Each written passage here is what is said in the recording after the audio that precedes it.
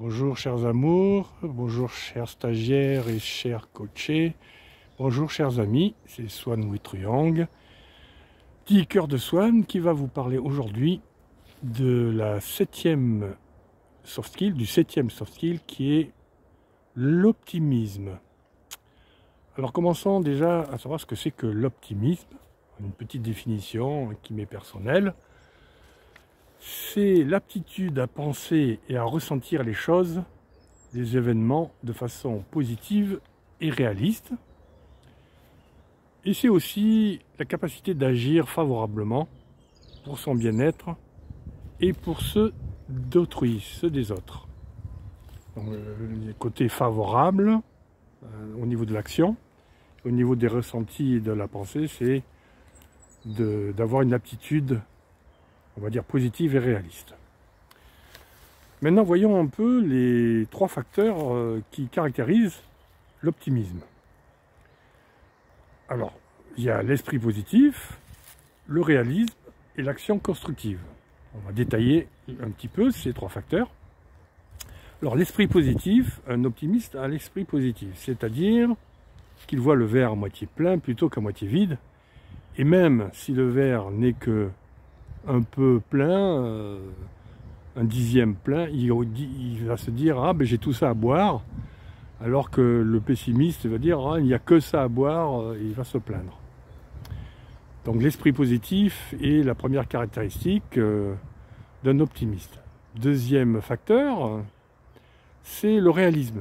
Les optimistes voient quand même la réalité des choses, ils ne sont pas que dans le subjectif ou les choses subjectives, ils sont capables de voir la matière, de voir l'observable, les choses factuelles, même s'ils gardent le côté positif et le côté subjectif de façon agréable. Donc deuxième point, le réalisme. Troisième point, c'est l'action constructive. Ils sont capables d'agir, donc ça c'est important, le fait d'agir.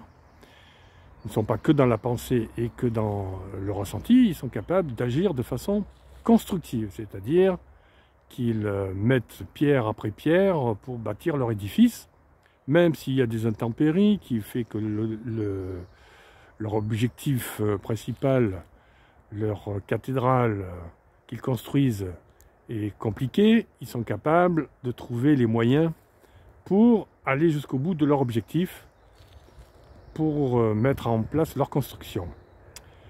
Voilà pour ces trois points, donc l'esprit positif, le réalisme et l'action constructive. Et pour terminer, je vais vous dire qu'il y a 4 types de personnes par rapport à ça. Il y a le défaitiste qui, lui, par rapport à l'objectif, il laisse tomber l'objectif, il dit bon, c'est pas la peine d'atteindre cet objectif, il est trop loin, il est trop compliqué, je n'y arriverai jamais. Donc il est défaitiste.